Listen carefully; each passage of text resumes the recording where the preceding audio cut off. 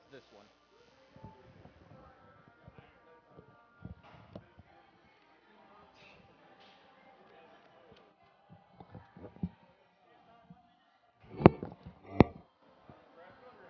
I can't, man. The noise is really, it's really distracting. It's really bad. No. It's the far one. That's up the loudest. No, that one. No, that's the computer.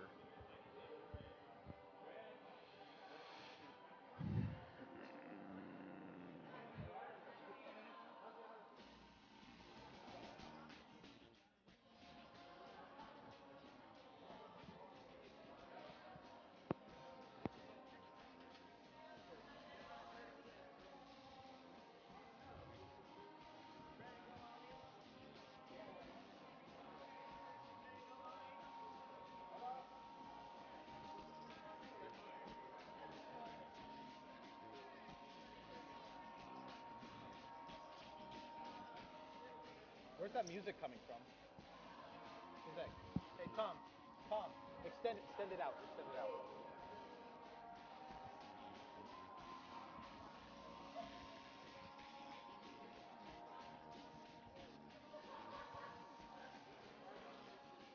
Music again. Ollie, are you playing music? Ollie, are you playing music?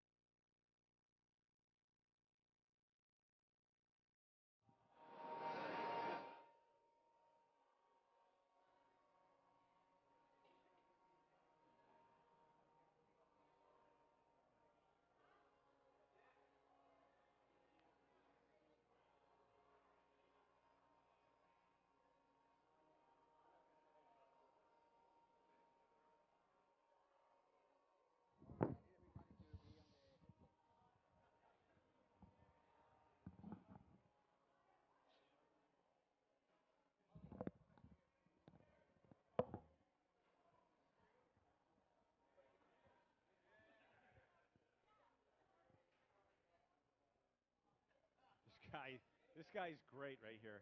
You are funny.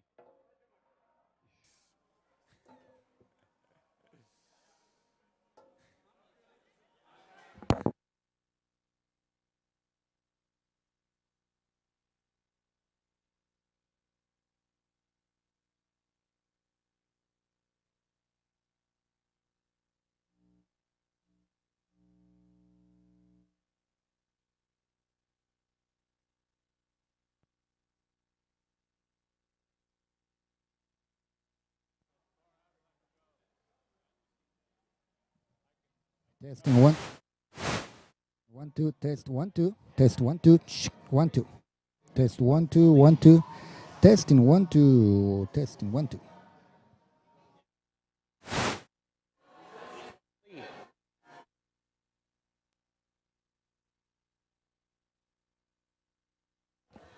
1 2, test 1 2.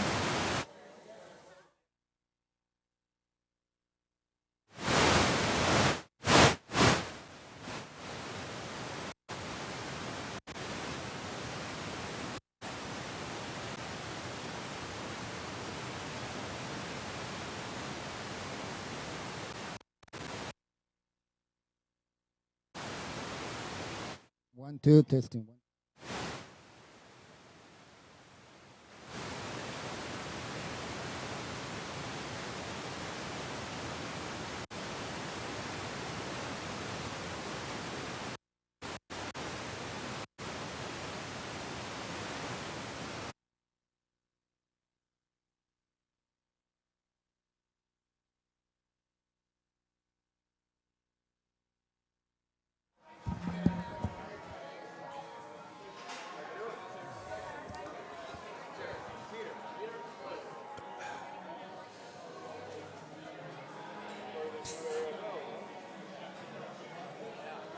Ollie, do you have this up?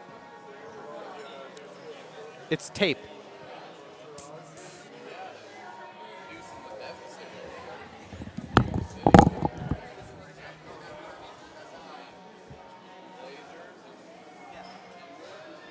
I'm not playing it right now, but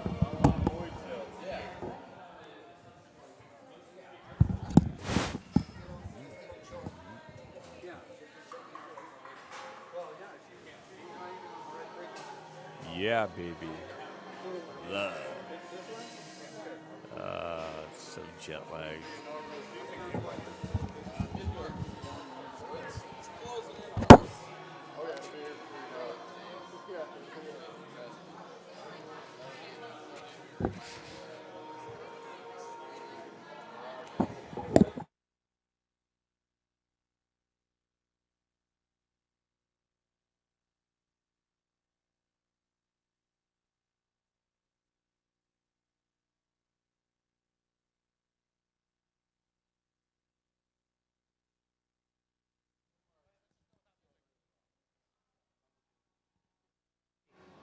you have to be careful. You're standing right in front of the TV so we can't see us.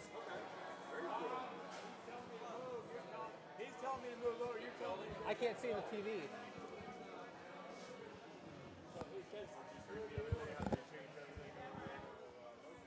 Jesus. Okay. Turn us up.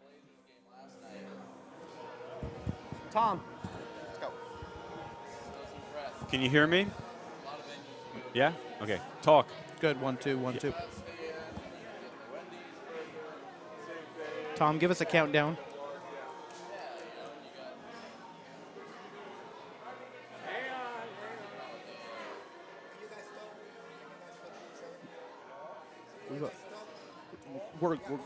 We're going live. Yeah. Do you want me to stand up? No. All right, we're here, Portland SportsBeat Extra. Great show we got planned for you tonight. We're at Spirit of 77. I am PJ Miller. Along with me is Brad Stein. Brad, it's great to have you back this week. I know I had to take a week off. The sister got married, so I went down to Florida, but I am back, and I am more ready than ever, PJ, because we have a sizzling show. It is hot as heck. We have the top 5 stories coming up in 2 minutes. The most irreplaceable player in the National Football League. Plus, we have Jared Rose, the president of the new arena football team, right here. He's going to be here. He's going to join us, and we're going to talk to him for a few minutes. Yeah, I'm really excited about that. You know, it's great to have football in the springtime in the Portland area. Isn't it? Yeah, you know, it's something that's definitely been missing. You can never have enough football. Never. That's always one thing I say. More football is better. It's like pizza. Sometimes pizza stinks, but even when it stinks, it's still not that bad. It's still better than Brussels sprouts, right? And that's the same thing with arena football, semi-pro football, college, high school. We got it all here. And if you love football, you're going to love this show today.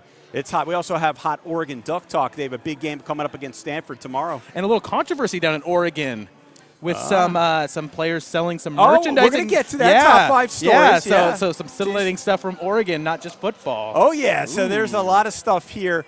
Out here in Oregon. Also, if you want to go even further, I was on Twitter earlier. I don't know if you heard this story, but it was on Fox Sports.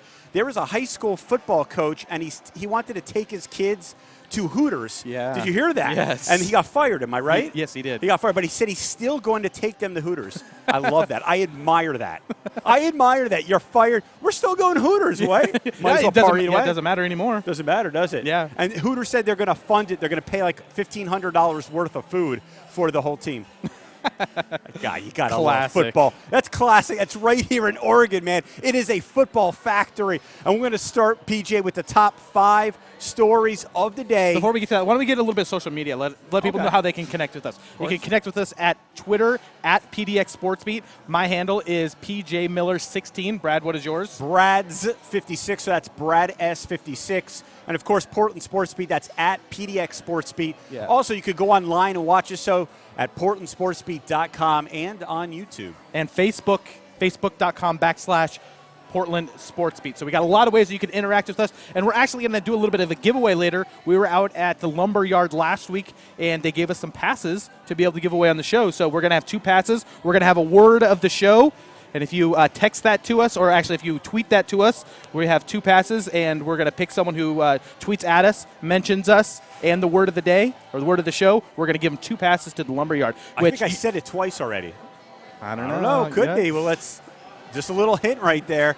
And also, we have a studio show. We'll be back in the studio next Wednesday. Next Wednesday, correct. All right. And also, you can watch that at PortlandSportsBeat.com. We are actually also going to be Camas, the #1 team in Washington. We're going to be doing an audio broadcast of their game on Friday night. Saturday, we're going to be doing an audio broadcast of the Westview game. Yep. So we got lots going on there. And then we're going to be doing a video broadcast Friday. The PIL champion Roosevelt, you and Dale McConaughey are going to be calling that game. They're going to be taking on Marist. So that should be a great game that we're going to have there in the 5A football. So we got lots going on here in the next week or so. So make sure you keep tuning back in, PortlandSportsBeat.com. We got lots of content for you. So just make sure you keep checking back in. Absolutely. So let's start with those top 5 stories. You ready, PJ Miller? I am ready to roll. All right. We're going to start with 5. We're going to work our way to number 1 like we always do. Number 5, LeBron James hits a milestone. He's the 5th player in history with 500 consecutive games of 10-plus points. Is this a big deal? It is. It's longevity and a player who has played at a consistent level. You got guys like LaMarcus Aldridge who plays very well. He's a very consistent player, but he still has those games where he either gets hurt or he has a bad shooting night, and he's a jump shooter or and he doesn't. trouble. Yeah, or foul trouble. And there's just a lot of little things that keep a player from doing that. He just is the complete package. Absolutely. And look at the company that he's in. Michael Jordan, Kareem Abdul-Jabbar, both Malones. That's Karl the Mailman Malone and Moses Malone. Yep. You're in that category. You don't see Kobe Bryant. You don't see Carmelo Anthony. It's a huge deal. And LeBron James, consistency, that's exactly what his name is. So we both agree on something. Yeah, we do. All right, already starting. That's good. That's weird. Is that maybe like we're gonna have Is that to a get bad big, omen or a good omen? Maybe a big fight later on. Probably. Let's go with number 4. Here we go. Nick Saban's agent said Texas would be the only other job that Nick would leave Alabama for. If Nick Saban leaves Alabama for Texas, what does this do to his legacy? It shows that he's just in it for the money, because the only way he's going there is that Texas is going to outbid Alabama.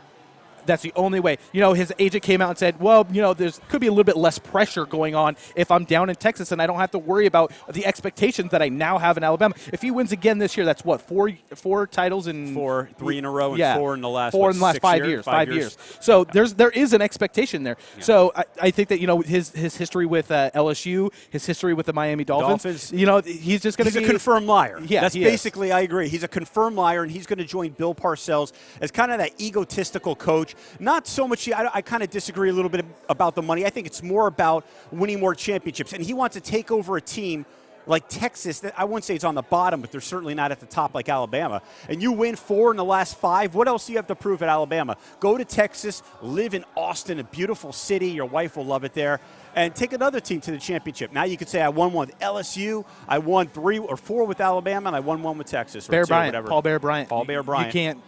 You want to continue that legacy at Alabama. That's one thing why you would want to stay there. Yeah, I don't think he's real. I don't think he's going to do this. I don't think so either. No, he can't do this stuff. I think his legacy means a lot to him. I think that he wants to up the price from Alabama, and he's using Texas as leverage. Yeah. Really, is Texas that much better of a job than Alabama? Expectations are a lot lower than they are at Alabama. But you already won 4, so you're already a legend there. The funds that are available at Texas, just because the level of school that it is, would be a lot higher, and he would be able to. Recruiting would be amazing. Yeah, because he's going to be in the center of all of that recruiting in Texas. So that is true. There is some advantages to going to Texas. Austin's a much better city. Austin just a little bit. Just a little bit. A little smudge, would you say? Yeah. Yeah. Even if you're 60 5 years old. Yeah, Tuscaloosa's not a bad place. Yeah. I'm not saying that, but it's no Austin, Texas. All right, so that brings us to number 3. Here we go. Local story, Ducks basketball. Dominic Artis and Ben Carter are suspended for selling team gear. Do you think this might be a little cry for, hey, we need a stipend for us student athletes? I don't think it's a cry. I just think that they're doing what a lot of other students are, and they just got caught doing it. Got caught. They were dumb and did something foolish. They got caught doing it, and that's what it is. A rule is a rule, Yeah, right? It's going to. I think that everyone kind of agrees now at this point. At some point, this is going to turn over, and it is going to be players are going to be getting more money, or they're going to be getting some sort of type of stipend. stipend, right. There's going to be something that's going to change, and so hopefully these things will end once that happens. No telling whether or not that'll happen, but I don't think it's a cry for help or anything like that. I just think they're doing what everybody else or a lot of players are doing, and they got caught doing it. They got caught doing it. A rule's a rule. It might be stupid, but Yeah, they're both sophomores, and it is what it is. they have some pretty good guards at Oregon. I think they'll be able to Was weather it that. 9 games? Yeah, 9 to 12, I think is 9 what to it was. 12. It was somewhere Okay. right around there. But I think down low that they could get hurt by that Absolutely, loss for so, a few games, yeah. sure. But not a point guard. They'll be okay. Yeah. All right, so that brings us to number 2, and we're going to go to the National Football League here. Aaron Rodgers, if you haven't been watching the NFL, he fractured his clavicle, PJ, a very painful injury. Yes. It was on his non-throwing shoulder, though. Are the Pack a playoff team without him?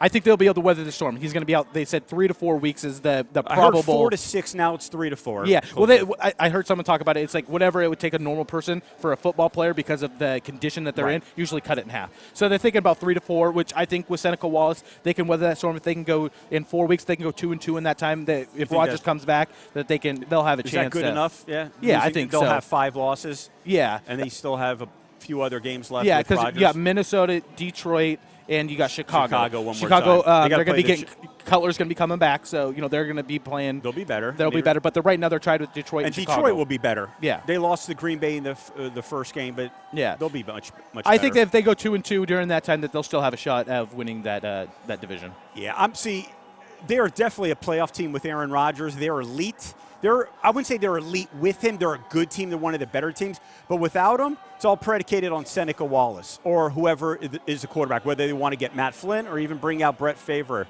Brett Favre.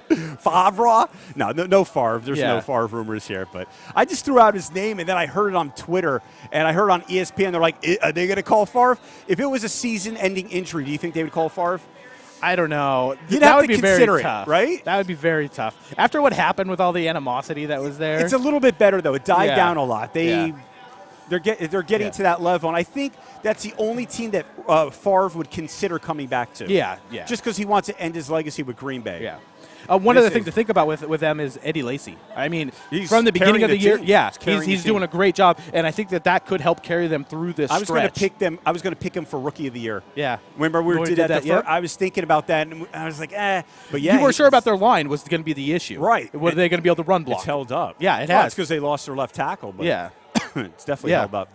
So, to me, it's all predicated on the quarterback. 2-2. I don't know if it's good enough. We'll see what Detroit had a huge win last Sunday, and we'll see what Chicago continues to do after that big win against Green Bay Packers. But that leads us to the number 1 story of the day, and that is Of the of the week. It just doesn't stop, this scandal. And I happen to be in South Florida, so I didn't watch much sports. But I got a big glimpse of Yeah. this. It was just It all over. boiled all over. Okay, so now it's Jonathan Martin, the Miami Dolphins, checked himself into I believe, a mental institution after this incident. Does Richie Incognito play again in the NFL after this scandal passes? Yes, his talent will predicate that he gets another job somewhere else. So I'm going to let it pass. And a lot of people talk about who's going to bring him back. He's not going to end up at a place like the Patriots or a well-run Green Bay. These well-run organizations. Maybe it's like be another a place. Detroit. It's going to be another place like Miami, Minnesota. Or, yeah, exactly. It's organizations that have perennially shown that they don't make the right decisions. But you can't find a 320-pound lineman that can actually play in this league. They don't just grow out of pizza schmeatz's pizza places, do they? No. If you can get an offensive lineman of this caliber, he will absolutely have a job in the National Football League. But you got to say, how many mistakes is he going to have before it kills your locker room? But a lot of people are defending Richie Incognito, and we're going to get to that a little bit later. Yes. But see, that's the other thing, because we're going to get to it right now. Some players say that Martin is more responsible than Incognito. This is where it gets interesting. Ricky Williams says that Martin doesn't belong in the National Football League, and that's all predicated on he's weak. He's mentally and physically weak. And do you want that kind of player on your team? This is the NFL. This is a tough guy sport. It's a gladiator sport. It is, but you can cut him. That doesn't mean you go out and bully the guy. I'm not saying that bullying is right, but you have players in this locker room that are back incognito. There's also a report that says that Incognito was an honorary black guy. That's what these guys are saying, because he used racial slurs, and the black guys, the African-American players, don't seem offended at all. They said, he's an honorary black guy. That's what they used to call me in high school. Well, but it goes back to perception. Perception. You can't say stuff like that knowing that it's going to get out. But and this is completely different than what happened in Philadelphia with Oh, yeah, Riley yeah, Cooper. yeah. Because Riley Cooper, everyone threw this guy under the bus. People, they already said, I'm not going to accept this guy. But Incognito, people like him. And then Pouncey, another offensive lineman. Mike Wallace, the wide receiver. He also, they don't think that Incognito is a racist. So if you have all these players that are backing him, then is there really a problem? Yes, you still can't use language like that in a public manner. There's too many people who will be offended by it. I'm offended by it. I agree with that. But if your own players are saying this guy's not a racist, I love the guy. He is a black person, basically. That's what they're saying, that he's not a racist. He just said this slur. It doesn't matter. You still can't say it. You can't say it. You could be thrown off the Miami Dolphins. I totally agree with that. But this guy definitely deserves another chance, an opportunity in the National Football League. He will get one. He will absolutely get one. Yeah, but we agree there. I've seen a lot worse. That's all. All right. So coming up next, yes. Guess who we have? We have Jared Rose, the president of the new arena football team here in Portland, Oregon. It's going to be exciting to talk about him. We're going to ask him, why Portland? That's coming up next on Portland Sports Beat Extra here at Spirit of 77.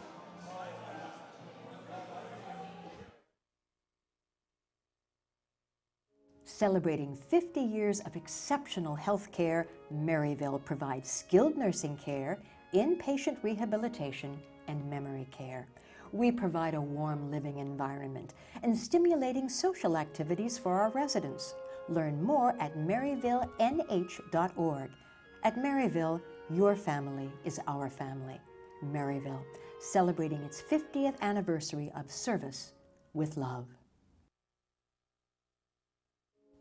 Valley Catholic Early Learning School provides loving care and exciting learning experiences for infants, toddlers, and preschoolers. It also offers after-school care for children through 5th grade. At Valley Catholic Early Learning School, we believe that children learn best by doing. We focus on the child's total development. Learn more about us at valleycatholic.org. Learning that meets the unique needs of each child. That's Valiant. That looks good right there. Why do I like working on SportsBeat? Because most of the high school athletes we work with don't have quite the ego that some of the professional athletes have. Keon, thanks for coming on SportsBeat. Yeah, thanks. I'm humbled to be here. And cut. Hey, good luck to you, man. Yeah, thanks. Kenyon, here are your blue M&Ms. I said Jesuit colors only. Green. Get that Laker blue crap out of here. And it's Keon.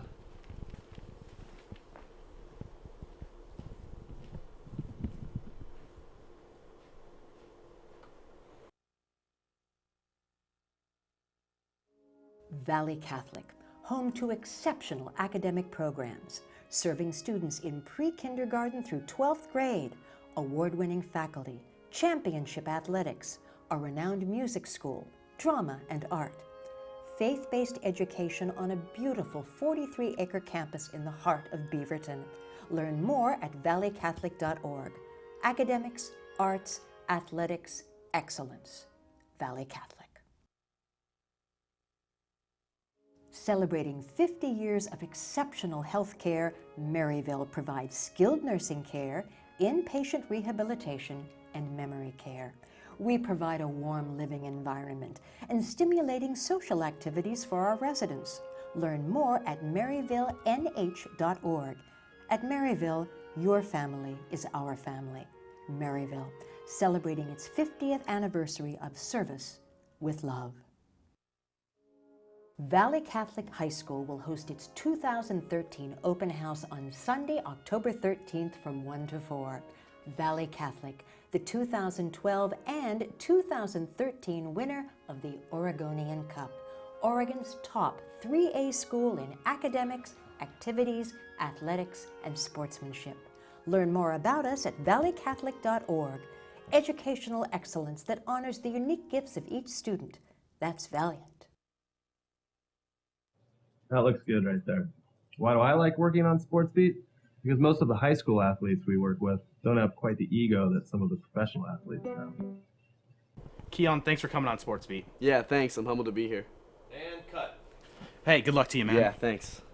Kenyon, here are your blue M&Ms. I said Jesuit colors only. Green. Get that Laker blue crap out of here. And it's Keon.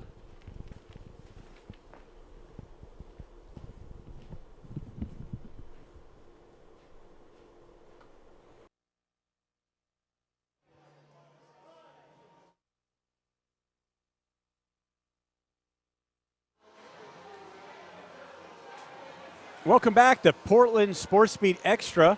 I'm Brad Stein, joined by PJ Miller, and we have Jared Rose here, the president of the new Portland Arena football team. Thank you for coming on. Thank you guys for having me. This is exciting to be here. Pleasure. Yeah, you know, when we talk about football, Brad and I have done called some football games together, and we think about high school football and, you know, the Oregon Ducks and the Beavers around here. The NFL is obviously such a hot topic. What was kind of the decision that went into bringing in the arena football team here to Portland? Well, you've got market number 19 in the United States. It's a massive TV market. It's as you know, it's one of the larger markets without the NFL. You're far enough away from Seattle that this town isn't owned by the Seahawks by any stretch. A lot of Seahawks fans here, but you look around Portland and Oregon in general. You've got phenomenal fans that support the Blazers like crazy, support the Timbers like crazy, the Ducks, the Beavers. There's a deficit in this town in terms of sports and entertainment options for sports fans. And then the timing of the year when the Blazers are done, the Winterhawks are done. Perfect. College football hasn't begun yet. It's that bridge gap that a football fan really needs to get them through that long summer with no football. But it's also one of those things where we've got an opportunity in this town to build a great fan base at a great time of year. Yeah. So you're the president. What exactly do you do? Just about everything at this point. We're about a month in to our franchise since we announced. So there's not a task on the docket that I'm not heavily involved in and have my hands in. It's a bit overwhelming at times, but I'm up for the challenge and I'm excited to be here and excited to get this franchise up and running. So you worked with the Detroit Pistons previously, correct? Yeah. I spent 4 years with the Pistons. What did you do with them? Director of corporate partnerships, so basically selling sponsorships there and watching a pretty bad basketball team. Not like the 80s, right? Yeah. The bad boys. There's some banners in the rafters, but those days are long gone. I think they're building something special now with some young guys, not unlike what they're doing here in Portland over at the Moda Center. So when you're with the Detroit Pistons like that, and that's what your corporate sponsorship. How does that prepare you, coming into a place like Portland where you're going to have to kind of basically start from scratch to be able to get those kind of things? How did that prepare you? It's selling at the highest level, and one thing, that's another fantastic sports market like Portland. But the thing is, you've really got what I would consider 8 professional teams with the 4 major sports plus Michigan and Michigan State basketball and football, which are both top programs in the country. So you're really, if you're winning, you're 5, 6, 7, 8 on the totem pole at times, and that's tough. Whereas I think here in Portland, like I said, you've got a deficit. There's a ton of fans here. You've got 2.5 million people in this market, and only a couple teams to root for. So I've been watching on Twitter, and you used to work for Spokane. You used to work up there as an executive, and now at least there's a little bit of a war, maybe some rivalry brewing there with Spokane. Oh yeah. We always joke that we'll let the 8 men on the field at a time battle. When that horn sounds, we're all on the same team, and that's the Arena Football League and building the profile of the league up and getting it, elevating that status. But yeah, definitely going to have some fun with the guys up in Spokane. Are you a marked man? Pardon? Are you a marked man? Yeah, I think they put a price on my head. I'm not sure. Watch for the quarterback throw, and yeah, while you're up in the stands. Uh-oh, yeah. The team that came out here was formerly the Milwaukee Mustangs. It was purchased by Mr. Emmerich and brought it out here. What was, he seems like a very passionate fan. He has the Portland Chinook in the IBL here locally. What's his passion for bringing sports to Portland? Well, I think first off, clearing it up, this is not the Milwaukee franchise. It is in terms of the name of the license from the AFL and buying that team license, and we're going to paint their helmets and their pads. We basically bought all their stuff, moved it out here, but by no stretch of the imagination is this a relocation of a team in that sense. Every employee, we're not bringing the records over from there. So when Darren Thomas throws the first pass of the season, or maybe it's Houston Lillard, maybe it's somebody else that we don't have in camp yet, that's going to be the first. They're going to be the career passing leader for Portland. So we're excited to start fresh. But Terry's a passionate guy. He loves sports. He's huge in the basketball community in town and really across the nation, internationally even. And the biggest key is having somebody local that's really going to, have some stability there. That was the issue with the former team that was here, and it wasn't that they were terrible on the field and didn't draw at the gate or any of those things. It was their owner was based out of town and decided he'd had enough and wanted to move them. Mm-hmm. How much of a decision do you have in the team's name? Probably not as much as I'd like. We'll just leave it at that. We're very close to having something. Not only is there picking a name, but you've got to have logo designed. A whole brand built around that. And then there's some people in Chicago at the league office that think they need to have a hand in this as well. And if Jerry's out there watching, completely joking, but we've got to have that approved. We've got to have go through all these procedures, trademarking your name, all of those sort of things. So it's not as easy as just here's what the most popular suggestion was. Here's what it is. And releasing it. We don't want to just. You don't want to just send out a press release with a name on it. You've got to release a brand, and that's what we're building right now. Could you give us some possible examples of names? I know the top handful that of the vote getters and responses that are suitable. We'll leave it at that. Suitable. Yeah. Are there any crazy ones that are just way out there? Oh, we had over 200 unique submissions and a few thousand votes for across the board. Nice. So, what'd you think of the platypuses? Well, I think rivalry code dictates that beavers and ducks never unite. Yeah. I really think that should eliminate it. What about my idea of the Portland Sasquatches? Sasquatch is one of our finalists. See? You said I was dumb. You said it would never happen. I know a few of the, I don't want to say finalists like there's some additional voting going on, but in terms of the most popular suggestions, Sasquatch had a lot of votes and also quite a few individuals suggested. It was one of the more popular multi-suggestion ones. Growlers was another popular one. Thunder was one. A lot of people suggested the rain, which there were, not sure if they're familiar, but there were numerous pro teams here and in Seattle named the rain. So so those were among the finalists. How much you guys factor in what the fans think? That was, I don't want to say it was the ultimate decision because if you leave it up 100% entirely up to the you can run into some troubles with licensing and legalities and those sort of things. Right. But yeah, we took the input, and that's really what's determining what this team name is. It may not be the exact final number one because maybe it wasn't appropriate.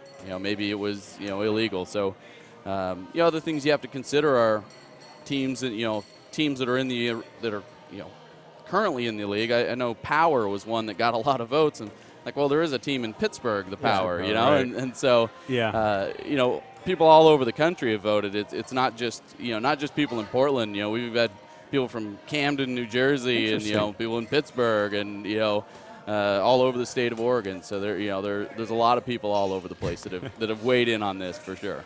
So you're starting to bring players in. You signed some players. You talked about Darren Thomas. You got some tryouts coming out for some players. What's the process that you guys go through to kind of vet these players? Are most of them coming in for tryouts, or are you kind of going based off of what they've done in the past?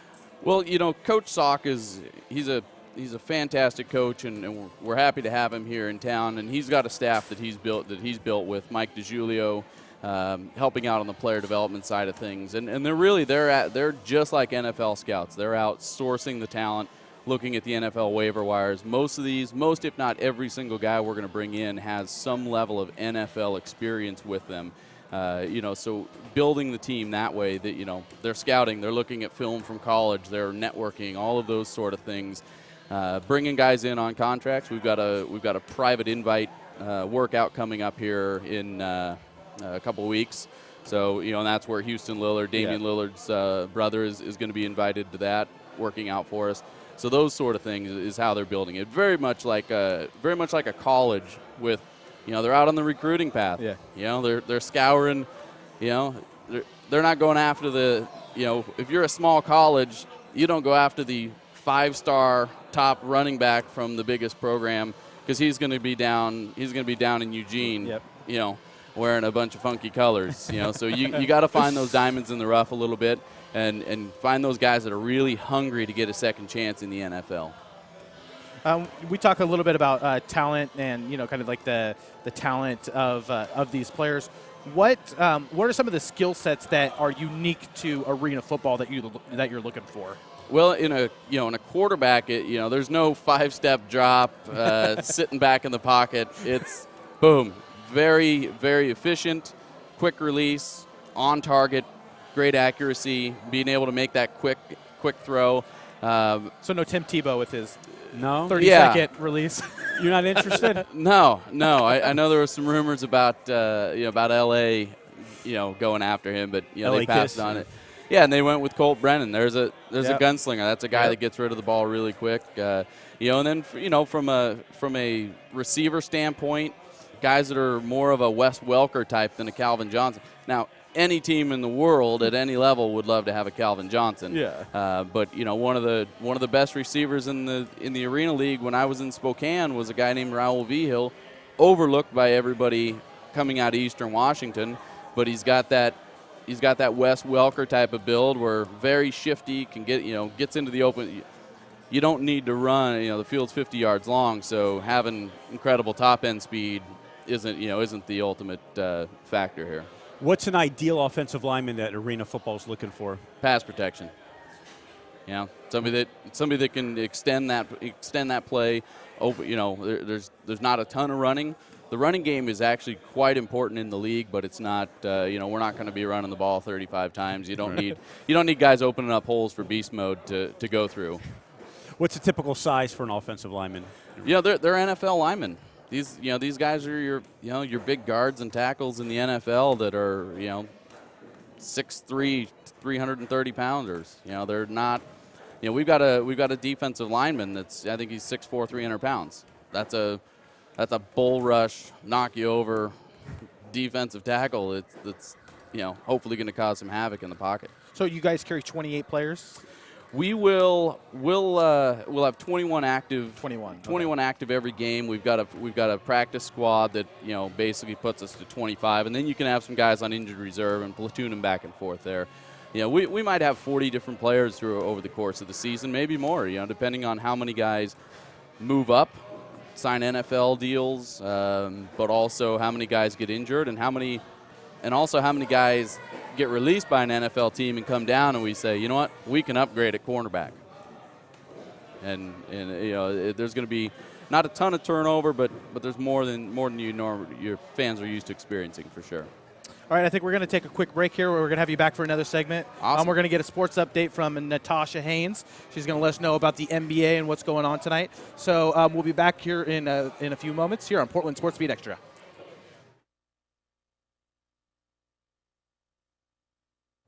That looks good right there. Why do I like working on SportsBeat? Because most of the high school athletes we work with don't have quite the ego that some of the professional athletes have. Keon, thanks for coming on SportsBeat. Yeah, thanks. I'm humbled to be here. And cut. Hey, good luck to you, man. Yeah, thanks. Kenyon, here are your blue M&Ms. I said Jesuit colors only. Green. Get that Laker blue crap out of here. And it's Keon.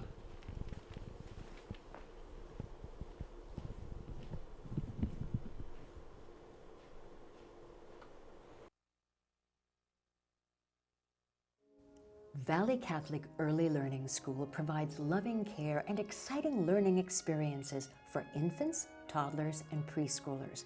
It also offers after-school care for children through 5th grade. At Valley Catholic Early Learning School, we believe that children learn best by doing. We focus on the child's total development. Learn more about us at valleycatholic.org. Learning that meets the unique needs of each child. That's Valiant.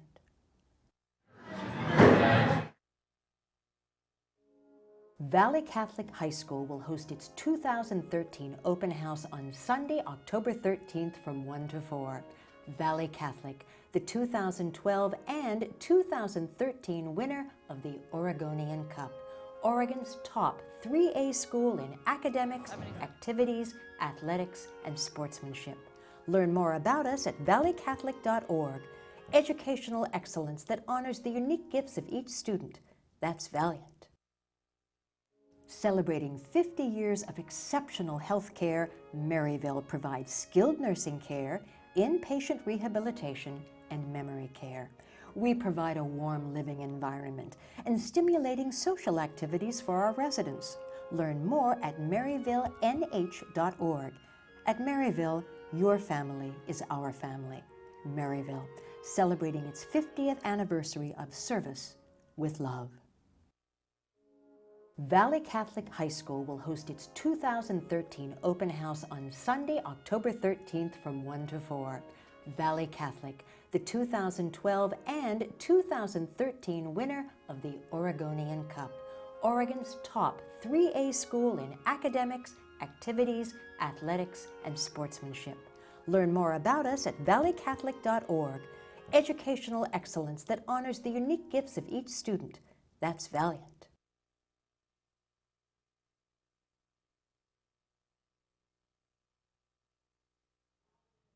Hey guys, I'm back with a quick basketball update. I'm going to let you guys know what's going on a little bit in the NBA world.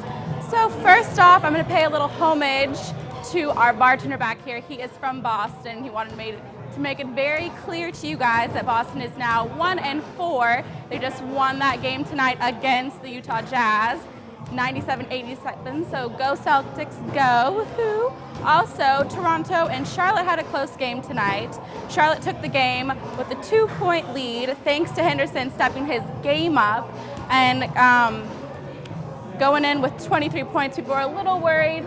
He wasn't really showing his game that well going into the season. He just signed that a 3-year, $18 million contract. And so people were a little worried when he wasn't getting those shots up like he was supposed to. But tonight he really showed his stuff. Speaking of Charlotte, they did play the Knicks last night, Tuesday night, and came out on top as well.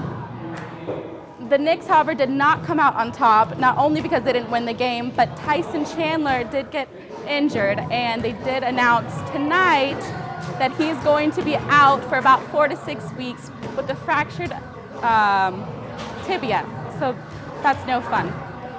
But Brad and PJ are going to be back in just a minute with Jerry talking more on sports for you guys, so stay tuned. Valley Catholic Early Learning School provides loving care and exciting learning experiences for infants, toddlers, and preschoolers. It also offers after-school care for children through 5th grade. At Valley Catholic Early Learning School, we believe that children learn best by doing.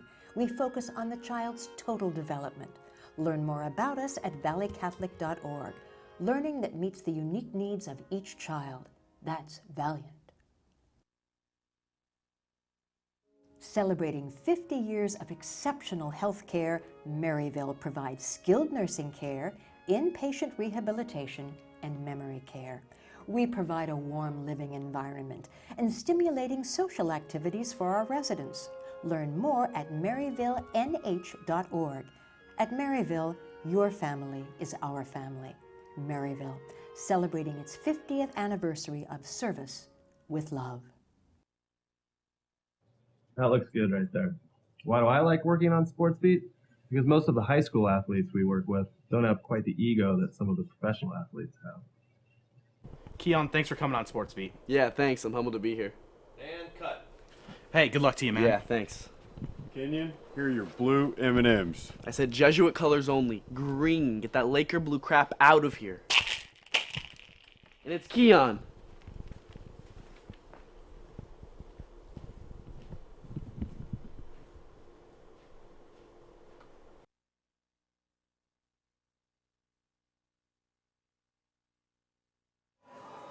All right, we're back here, Portland SportsBeat Extra. We're out at Spirit of 77. With us is Jared Rose from the Portland Arena football team. Again, thank you for coming out. We really appreciate it. Glad to be here, guys. Yeah. This is a lot of fun so far. Good. So we want to talk a little bit about, we talked some arena team, arena football, and one of the things that I'm really kind of interested in is as you're building a team, we hear about this Richie Incognito and kind of like how you balance a team. How much do you value talent as opposed to maybe how much a guy is in the locker room? Does talent far outweigh what someone is in the locker room? Those are Coach Sock's decisions, for the most part. But he's on the same page as I am. And if you have somebody that's not a great leader in your locker room, and is, I hate to use the term a locker room cancer, but it fits. If they're not, it destroys your locker room, and there really is no place for it. Yeah. And talent's obviously important, but there's a lot of guys that want those same jobs, and you got to take a stand, I think. How much hazing goes on in the locker room that you know of? None that I'm aware of. Okay, so building a team, is it kind of a, you talk about all the scouting and all that kind of stuff that you guys do. When you guys are out on the road and doing that stuff, how much of it is trying to fit it into where because this is a different style of game, it's a lot more up pace. Is it a little bit harder to do that kind of recruiting because they play at a different kind of pace that they do in the NFL, or is it like easy, like if you're going out and recruiting maybe a guy who plays for the Colts or from Denver, where they play in that that pace where it's a little bit faster? Yeah, the game's the same. The game is the same all over the place. There, the biggest difference here is it's not so much the pace of play in terms of a Chip Kelly style, Oregon style. Let's run 90 plays a game. It's not that type of pace. It's just the field is so small. The field is a lot shorter. So when it's a 60 to 55 game, nobody's putting up 700 yards of total offense like Baylor or Oregon is. So you don't have to run as many plays. So that's a little bit of a misnomer that people have, is that there's this frantic pace to the game, and the game really, if you break it down on a position by position basis, is very similar, whether it be in the NFL, the AFL, or whatnot. Off camera, you said that women love arena football. What do they love about it? Well, there's no punting, there's no 3 and out. It appeals to. We find that it appeals to women a lot more. The pace of the game. We've removed all the boring aspects of football. I love a really good defensive battle in football. I love watching I love watching the Seahawks play. I loved that Michigan State performance last weekend where they held Michigan to like minus 48 yards rush. I loved watching that. That's not for everybody. Same thing as a 1-0 pitcher's duel is not for everybody. It just appeals to a broader fan base, and not specifically women, just in general. It appeals to a much broader fan base than NFL football generally does because of the lack of dead time. There's action every single play. There's action, and when there's no plays going on, there's action on the field with promotions in the stands, dance team, all of those sort of things. It's a nonstop, entertainment experience for your 2.5 hours you're in the building. So what can a fan expect when they come out to a game? Music, dance team, promotions, free stuff, all of those sort of things. We've taken all of the boring aspects of an NFL game and got rid of them. The dead time. There's no dead time. There's no boring plays, those sort of things. Punts, gone. Get rid of them. Touchbacks, doesn't exist. Yeah. Yeah, even kickoffs are now just crazy because you bounce it off the net and you can still return it. And it's a live ball. If it hits one of the uprights, good luck corralling a football bouncing around with 8 men screaming at you from 50 yards away. So it's an exciting game that everybody really can embrace. What's the injury rate like? It's not as bad as the NFL. You don't get those catastrophic injuries as much. You get guys that are banged up, but play or go home. A lot of them, they're tough. These guys are tough. That's for sure. How much football do you watch outside? You deal with it every day. How much football do you watch on the weekends? It depends how many games are on. I love, I'm a huge Seahawks fan. I love college football. Outside of that, I don't watch a ton. I'm not tuning in and watching the MAC game of the week. Yeah. Maybe. Playoffs for football, for college football, is that going to be good, or do you like the BCS? Well, I'm an Eastern Washington Eagle, so I love the FCS and I love having a playoff, and I love that aspect where it's not up to the voters. I think the playoff is a good start. But I really hope that they figure it out and make it about the game more than the money. Yeah. How gratifying was it when Eastern Washington beat Oregon State? Yeah. Well, I don't want to alienate too many Beaver fans that are out there, but it's in the top one of my sports list. There we go. Top one. Unbelievable. Oh, my God. I had a question for you. Based on your experience, what's the most difficult position to transfer over from regular football to arena?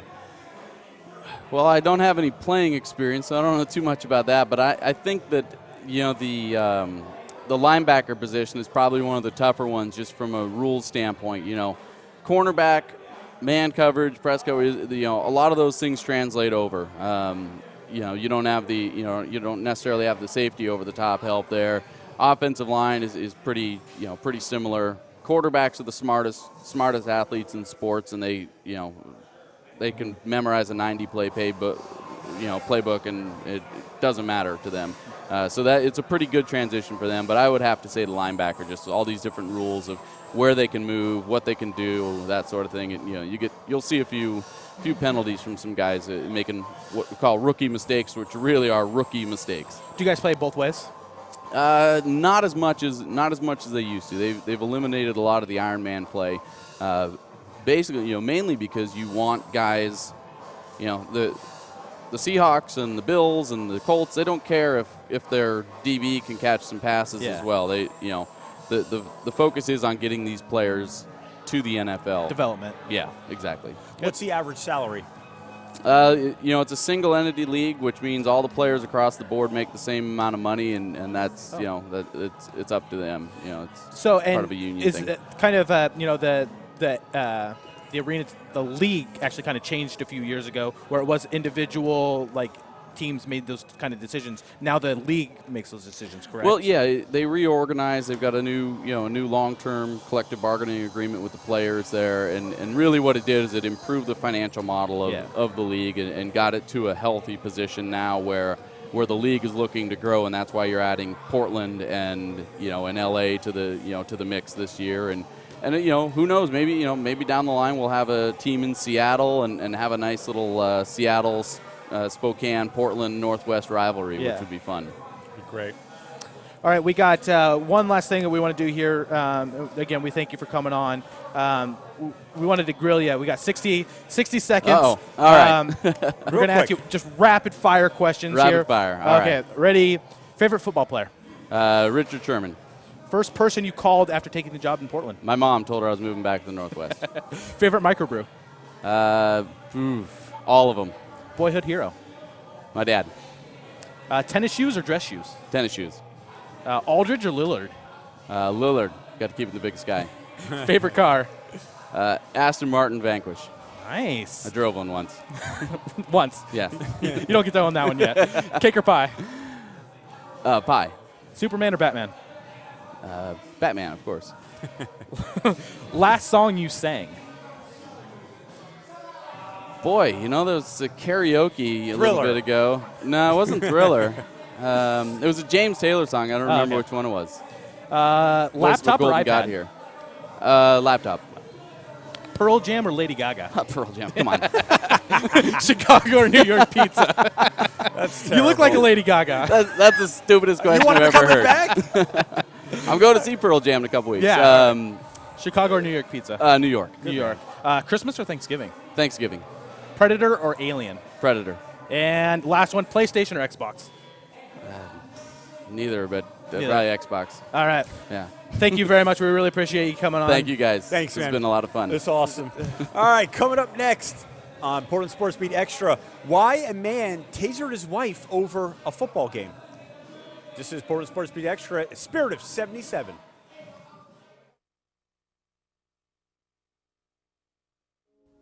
Valley Catholic Early Learning School provides loving care and exciting learning experiences for infants, toddlers, and preschoolers. It also offers after-school care for children through 5th grade. At Valley Catholic Early Learning School, we believe that children learn best by doing. We focus on the child's total development. Learn more about us at valleycatholic.org. Learning that meets the unique needs of each child. That's Valiant. Valley Catholic, home to exceptional academic programs, serving students in pre-kindergarten through 12th grade, award-winning faculty, championship athletics, a renowned music school, drama and art, faith-based education on a beautiful 43-acre campus in the heart of Beaverton.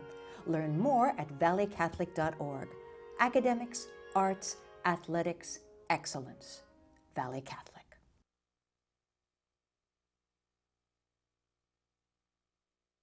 Celebrating 50 years of exceptional health care, Maryville provides skilled nursing care, inpatient rehabilitation, and memory care. We provide a warm living environment and stimulating social activities for our residents. Learn more at maryvillenh.org. At Maryville, your family is our family. Maryville, celebrating its 50th anniversary of service with love. That looks good right there. Why do I like working on SportsBeat? Because most of the high school athletes we work with don't have quite the ego that some of the professional athletes have. Keon, thanks for coming on SportsBeat. Yeah, thanks. I'm humbled to be here. And cut. Hey, good luck to you, man. Yeah, thanks. Kenyon, here are your blue M&Ms. I said Jesuit colors only. Green. Get that Laker blue crap out of here. And it's Keon.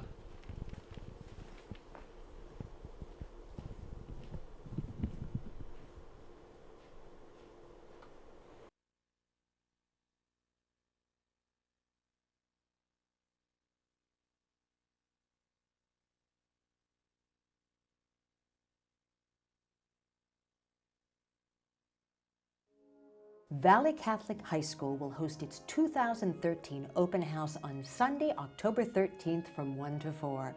Valley Catholic, the 2012 and 2013 winner of the Oregonian Cup, Oregon's top 3A school in academics, activities, athletics, and sportsmanship. Learn more about us at valleycatholic.org. Educational excellence that honors the unique gifts of each student. That's Valiant. Valley Catholic Early Learning School provides loving care and exciting learning experiences for infants, toddlers, and preschoolers. It also offers after-school care for children through 5th grade. At Valley Catholic Early Learning School, we believe that children learn best by doing. We focus on the child's total development. Learn more about us at valleycatholic.org. Learning that meets the unique needs of each child. That's Valiant.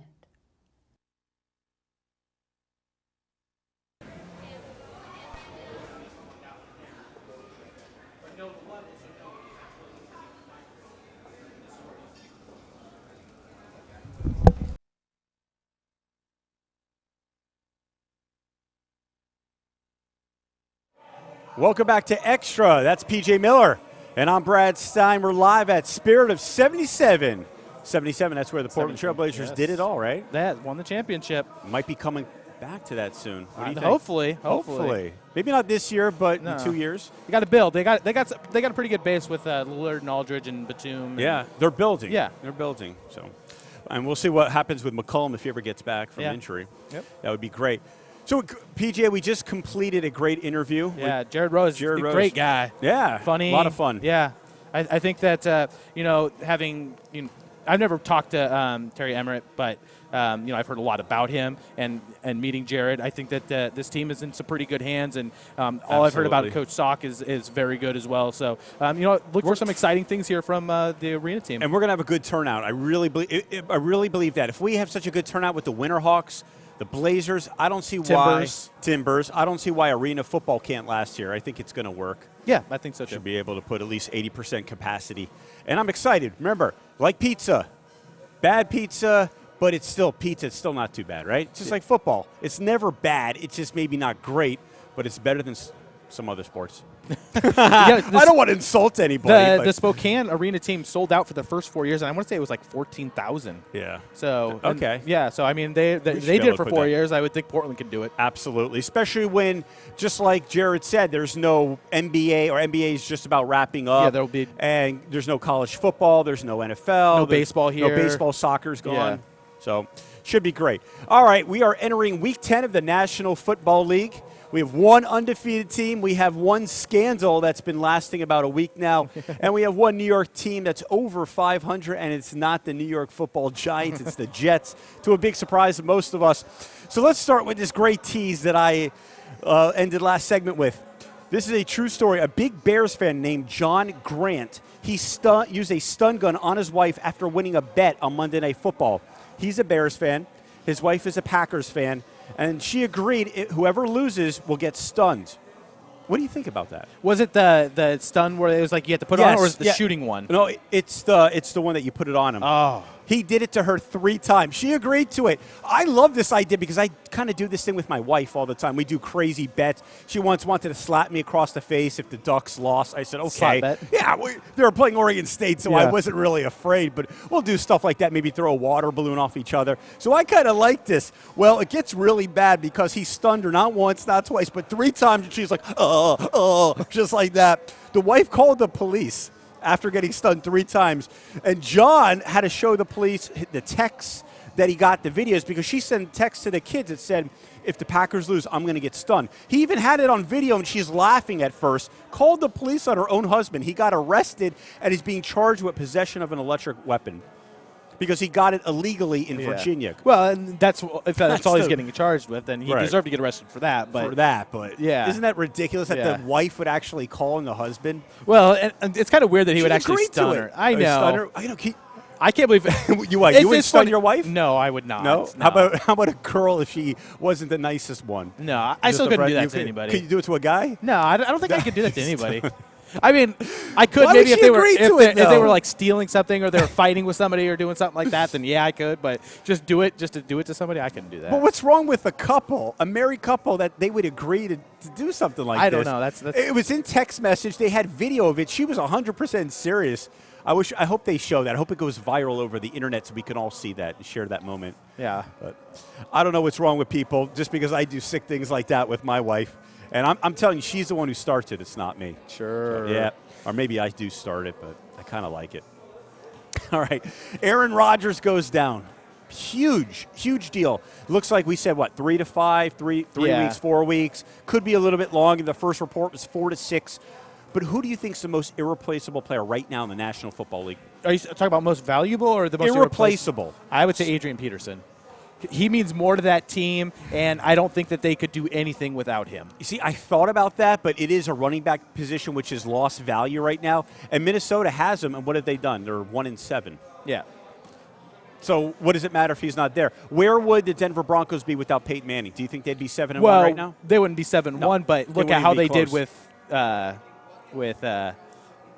What, Tim Tebow? Tim Tebow. Yeah, that was a couple years ago. This is a better team. Well, they weren't 7-1 with Tebow. They were like 7-5 with Tebow. They got in the playoffs and they beat Pittsburgh on one pass in overtime. Yeah. Not taking anything away from Tim Tebow, but this is a whole different circumstance. But right this here. is a better team. This is a better team, but it's because but when you lose Peyton Manning, you lose a great player and a great coach. When you lose Adrian Peterson, you lose an amazing running back. Yeah. So you're losing two with Peyton Manning. And Tom Brady, same thing could be said. Are the Patriots 6-2 or 7-2 without him? No, not even close. No. That team has no talent around them on the offensive side of the ball. Except for Gronk. Yeah, and Gronk just came back. Yeah. And Mendola's out. They have no one.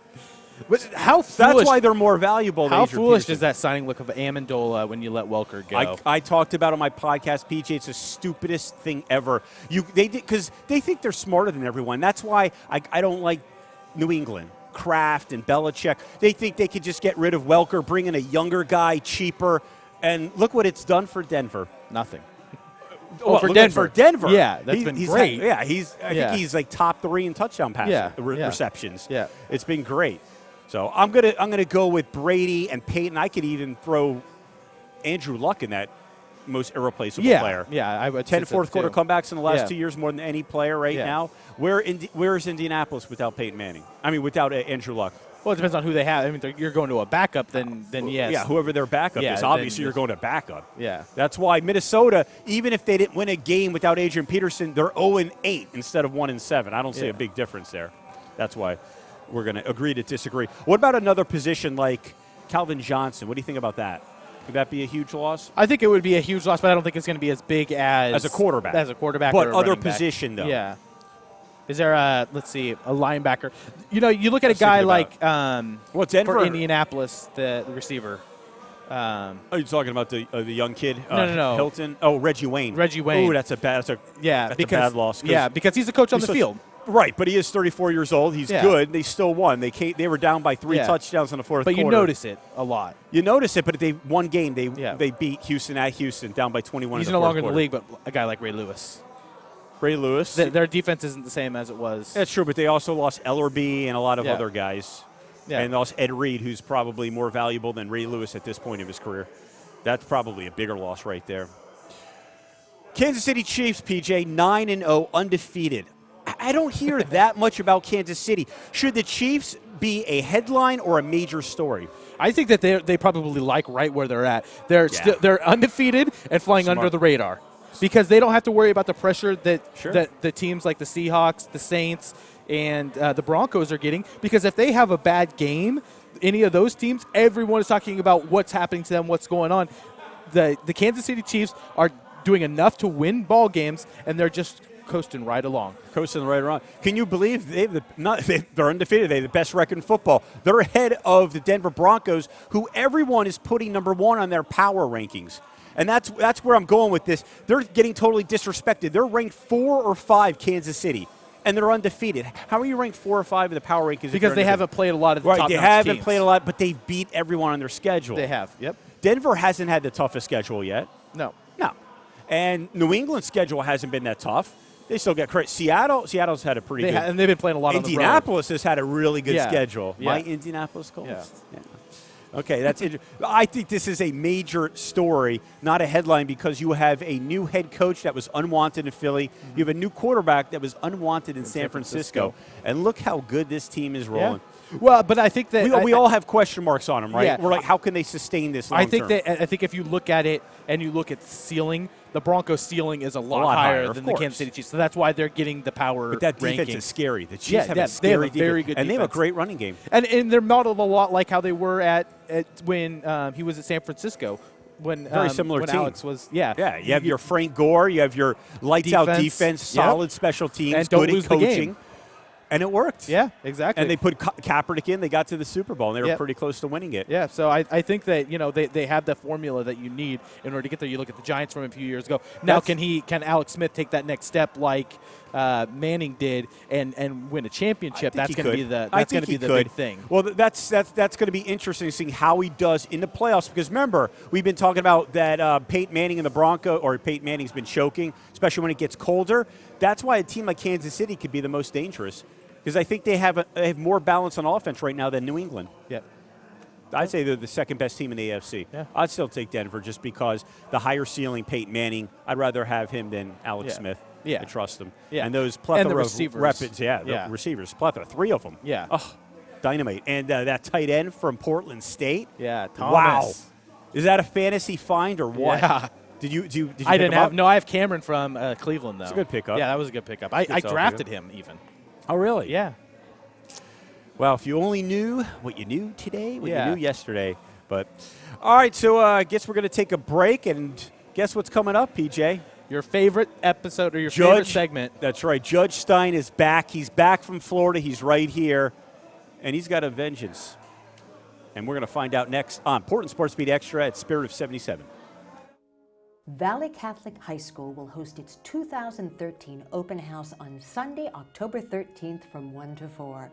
Valley Catholic, the 2012 and 2013 winner of the Oregonian Cup, Oregon's top 3A school in academics, activities, athletics, and sportsmanship. Learn more about us at valleycatholic.org. Educational excellence that honors the unique gifts of each student. That's Valiant.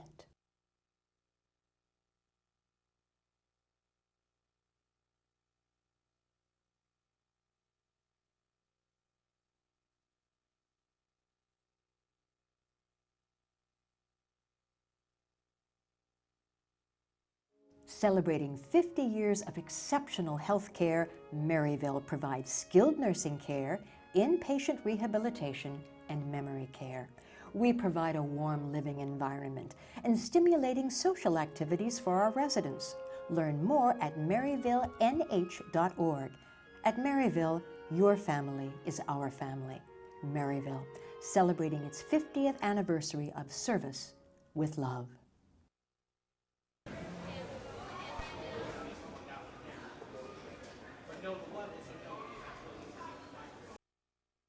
Want to broadcasting right now live at the Lump Yard in Portland, Northwest Portland. Checking, testing, 1 2, test 1 2 1 2, testing 1 2.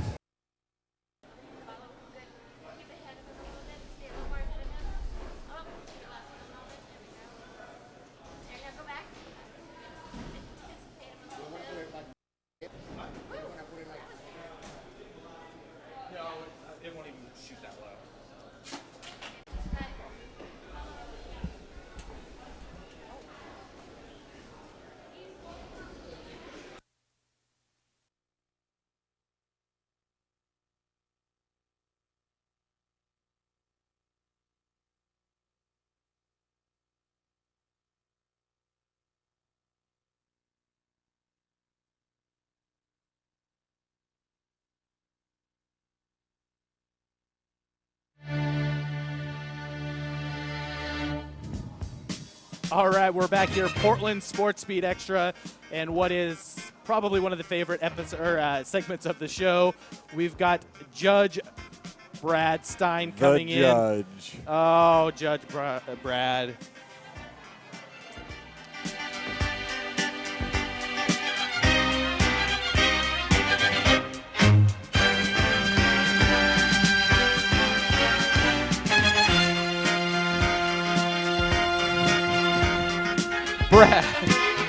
Coming in fighting. Coming in. That's right. I'm back. I am back, guys. You're back. From a I'm week back. trip. It's a good day. I embarrassed my sister on her wedding day. I have no filter. Yeah. I was an absolute You were animal. I telling felt us really about that bad. story Oh, yesterday. God, I felt bad. Oh, that's it. I had my first glass of wine in about a year, and it wasn't a good idea because I get even more honest than I already am. So I almost All right, feel bad. so we got we're doing Judge Stein. We got Peter Klein here with us. You know, if you've watched Portland Sports from the beginning, Peter's been on quite a few times. So we're going to be doing a little deliberating here. Excellent. Counselor Peter and Counselor PJ. Is the defense ready? Defense Is ready. the prosecution ready? Ready to roll. Please raise your hand, your right hand. Do you swear to tell the truth, the whole truth, and nothing but the truth, so help the sport of law? Yes. The truth of Brad. All right, we're going to start with case number 1. Here we go. The Sun Sentinel, that's just where I came from. That's a Fort Lauderdale, Miami newspaper. They report that Miami coaches ask Mr. Incognito to toughen up Jonathan Martin. Head coach Joe Philbin is to blame for this since the coaches asked for this. Who is the defense? I guess you're the prosecution. I will defer. Okay, so the defense is PJ and the prosecution is Peter. The defense, PJ, you can start. So I'm defending, saying that they should be. Yeah, that Joe Philbin is to blame for this. Yeah, Joe Philbin is definitely to blame for this. You can't take players, and everyone's using the code red from A Few Good Men. A Few Good Men, right. Yeah, so everyone's kind of, you can't give directive to these players and tell them to go do something and then get mad at them when they do what you told them to do. If you want them to do something, you need to give them instructions on how to do it. You can't just say go toughen up a guy, especially to a guy who has been known to take things over the line, has control issues, and all of those kind of things. You just can't do those kind of things. You can't give that kind of power to someone who's shown over and over again a lack of judgment. So you just can't do that.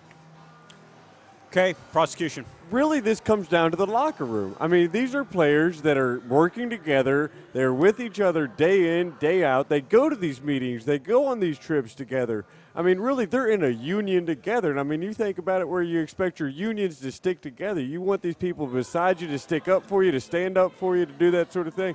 They're not together doing that anymore. And it seems like they should be able to come together as a group and stand up for one another and have that sort of thing. They're always together. The coaches don't know what goes on half the time behind the closed door. Anything to add, defense? Yes. If you own a company, who is held responsible for everything that goes on in that company? It's the CEO. It's the person in charge. The head coach is the CEO for the company. But shouldn't the guy also be responsible for his own actions? He is, but ultimately the head coach is responsible for what happens in the locker room. Anything to add? The guy did what he was just prone to do. Everybody's doing it. They know it. It's a locker room normal thing. Whether that changes because of the coach or that changes because of a general manager, no. It's something simple that is between the players, and they need to solve their own problems here. Very good, compelling arguments, both of you. But how do you like that? Right in the sport of law. Portland SportsBeat. Breaking things down. Did Joe Philbin ask Incognito to make life-threatening phone calls and racial slurs? No. He said to toughen up the player. He didn't say to call him and threaten his life and his family's life. Did Martin report the bullying? No, he did not. However, I'm not sure why Incognito was given this role considering his past. I agree with that, but I'm going to have to side with the prosecution, Peter, because he's responsible for himself. The head coach said, toughen him up. That's it. He said, toughen him up. He didn't say use racial slurs. He didn't say to threaten his family, threaten the life of his family and himself. He took that to the extreme. That was the wrongdoing of Richie Incognito, so I'm siding with the prosecution. Counsel Peter, you won the first round. I disagree. Thank you, Brad. It's always a just gentleman. Of course you disagree. I'll agree with his decision. The objection's over. It's sustained, baby. We already have a winner. Case number 2. Even though they banged heads often, and this is true, it's often, Dallas Mavericks owner Mark Cuban credits NBA Commissioner David Stern for making the NBA a much better place than what it was when he took over in 1984. Okay, so the defense is Peter, so that means prosecution is PJ. You are saying that it is not better since 1984, since David Stern took over. You're the prosecution, PJ. You may go. All I can say is the draft. Everyone knows that he cheats. The league has been known for I don't know how many years, probably since he took over, that they've tried to filter these players towards certain players. You know, you got the frozen envelope when Patrick Ewing went to the Knicks. LeBron James magically ends up in Cleveland when he's from Cleveland or when he's from Ohio. I mean, there's why can't it be a coincidence, Counselor PJ? So many coincidences. There's just too many coincidences for it to be a thing. So he's ruining the reputation of the league at this point, and it's time for him to step down, and it's a good thing he is. Defense, please. So you look at all these things that you're saying your assumptions under that he has done. I mean, setting drafts, that sort of thing. But, I mean, talk about the drug laws that he's put into effect there. I mean, he started with this and really got hard about it. I mean, it's one of those things you're seeing that is ruining cycling. I mean, the USPS has had that falling apart with. He took that by the reins, made it his own thing, and has fulfilled it for the NBA, has made them almost a drug-free workplace that a lot of players weren't. He's made so much money as well going through that. Having these players, being able to market them properly, knowing where they need to be, knowing how to place them within these products, it's all a great thing that he's developed the NBA from the beginning with. He's watched so many teams grow in the NBA. The numbers go is that when he started in 1966 that he had 10 NBA teams that they were watching over. It's grown to over 30 now. I mean, you can't contrast that. It is a growing thing. The revenues are big. He's done a great thing in his years. Well, what did it take? How many strikes were there during his tenure? There was 2 large time-lost strikes while he was in power. And the model was very broken, and those were negotiations that he was directly involved in when those things broke down. The model for and even still now, I don't think it's where it needs to be for the NBA to be a thriving, successful business. What would you do differently? I think that the guaranteed contracts is the thing that has to change. You look at the model of the NFL, that's what makes the NFL, because players have to go day to day and earn their contracts. If they don't do it on the field, they get cut and things change. You look at baseball. Baseball is floundering right now, and they have the worst set of contracts. Basketball's in the middle. They have a lot of work. That's what Adam Silver, his job is going to be, to try to get those contracts and those collective bargaining agreements in line, because it hasn't been able to happen yet. Thank you, Counselor PJ. Anything to add, prosecution? So he started with the salary cap. He brought that all into play there. I mean, he was one of the things that made it so it would be more of an even league to play in. I mean, you've got to grow from the basis of that. It hasn't gotten to the point where you're able to give guaranteed contracts and you're not sitting there as people and players being paid for nothing.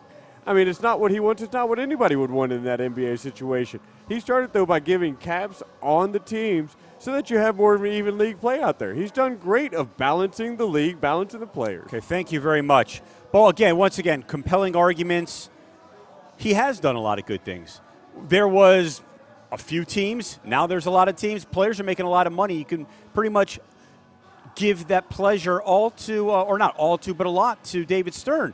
But there's too much shady things that went on with David Stern. Yes, the draft picks and the 2 strikes. I hold that personally against the commissioner. Again, the CEO, that was a good statement that you made, a good argument. He is the CEO. He is the commissioner right there. I 100% agree about guaranteed contracts. Take what the NFL does as a model. That is a perfect thing to do. Baseball should also do that. So I'm going to favor with the prosecution. P.J. Miller wins case number 2. The judge is has spoken.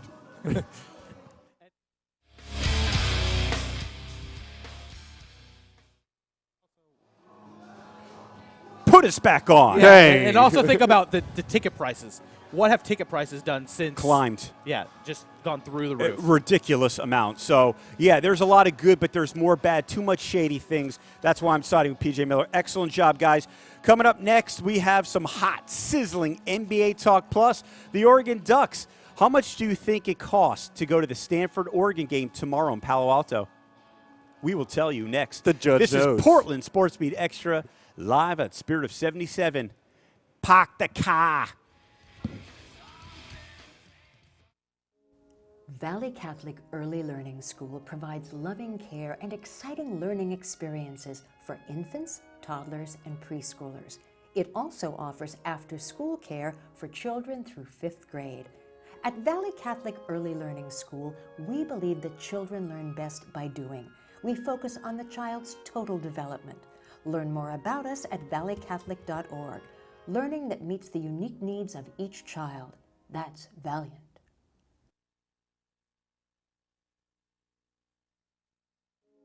Valley Catholic, home to exceptional academic programs, serving students in pre-kindergarten through 12th grade, award-winning faculty, championship athletics, a renowned music school, drama and art, faith-based education on a beautiful 43-acre campus in the heart of Beaverton.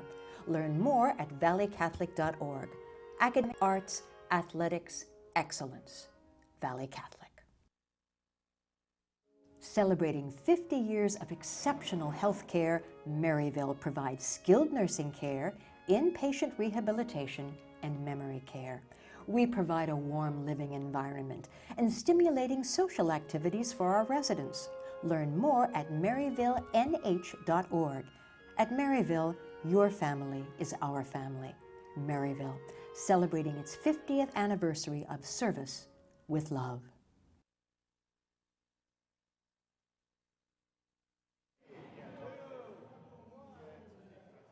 Just another quick NBA update from me once again.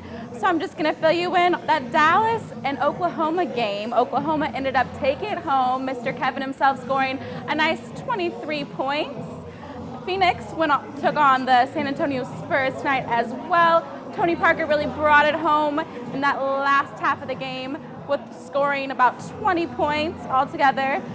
And last but certainly not least, we have the Cleveland Cavaliers taking on Milwaukee Bucks.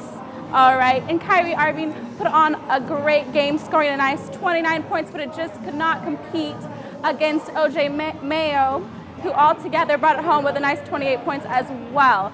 And they ended up taking it home 109-104, Bucks with a victory. And that's all.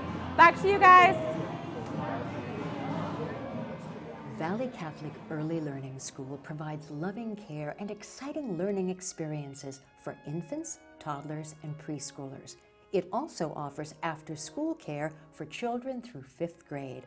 At Valley Catholic Early Learning School, we believe that children learn best by doing. We focus on the child's total development. Learn more about us at valleycatholic.org. Learning that meets the unique needs of each child. That's Valiant.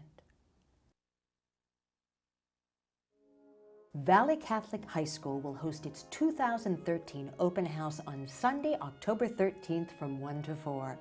Valley Catholic, the 2012 and 2013 winner of the Oregonian Cup, Oregon's top 3A school in academics, activities, athletics, and sportsmanship. Learn more about us at valleycatholic.org. Educational excellence that honors the unique gifts of each student. That's Valiant. That looks good right there. Why do I like working on SportsBeat? Because most of the high school athletes we work with don't have quite the ego that some of the professional athletes have. Keon, thanks for coming on SportsBeat. Yeah, thanks. I'm humbled to be here. And cut. Hey, good luck to you, man. Yeah, thanks. Kenyon, here are your blue M&Ms. I said Jesuit colors only. Green. Get that Laker blue crap out of here. And it's Keon.